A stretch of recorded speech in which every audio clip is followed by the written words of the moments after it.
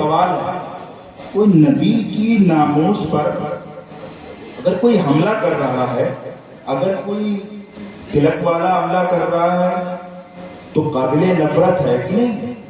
اچھا یہ بتاؤ، کوئی داڑھی ٹوپی والا کر لے گا تو وہ قابل عزت ہوگا؟ آپ کی نظر میں دونوں، ہماری نظر میں دونوں برابر گناہگار ہیں نا؟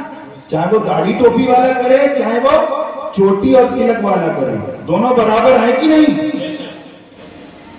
اب ذرا غور کریے، اپنے عقلوں کے دریچے کو کھولیے کہ ہم چوٹیوں اور جو ہے نا تلک والوں کو تو پہچان لیتے ہیں، لیکن اپنے ارد گرد جو داڑھی اور ٹوپی لگا کر جو ہے نا ناموس رسالت پر حملہ کرتے ہیں انہیں نہیں جان پاتے۔ اچھا ذرا یہ بتاؤ، جو منہ سے ناموس پر حملہ کرے وہی گستاخی ہے یا جو لکھ دے وہ بھی گستاخی ہے؟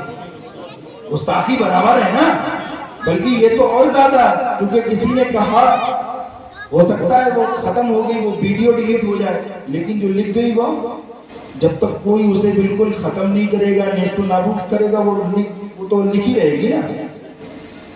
تو جب دونوں ہمارے لیے برابر ہیں تو ہم ایک کو جو ہے نا نفرت کے قابل سمجھیں اور دوسرے سے بغل گیر ہوں، تو یہ کیسی محبت ہے؟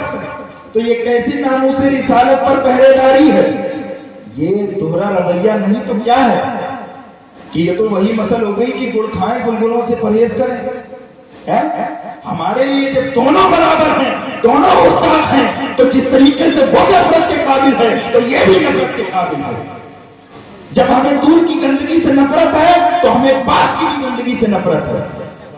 جیسے ہم اپنے روڈ کے گھر کے کنارے کوڑا برداشت نہیں کر سکتے، ویسے ہی ہم اپنے گھر بھی جو ہے نا کوڑا برداشت نہیں کر سکتے، گندگی برداشت نہیں کر سکتے۔ تو اپنے ارد گرد ان لوگوں کو بھی آپ کو پہچاننا ہے جنہوں نے اپنے کتابوں میں، اپنی جو ہے اپنے لٹریچر میں جو غلاظت بھری ہے اور جو لکھا ہے، نبی کی شان میں جو گستاخی کری ہے، انہوں نے نبی کی شان میں ایسی ایسی باتیں کی ہیں مسلمانوں کہ آپ اگر کوئی سنی صحیح العقیدہ، کوئی سچی محبت کرنے والا ان چیزوں کو سننا گوارا نہیں کر سکتا۔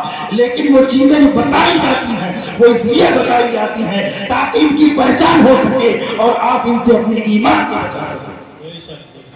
وہ لوگ ہیں، ابھی دیکھا ایک مشہور یوٹیوبر تھا جو بڑی کامیڈی کرتا تھا اور بنا اپنے آپ کو دین کا مبلغ کہتا تھا، اور وہ 4 شادیوں کی بڑی باتیں کرتا تھا، لوگوں کو ہنساتا تھا، اور دین کا بہت بڑا اپنے آپ کو کیا کہتا تھا، مفتی کہتا تھا۔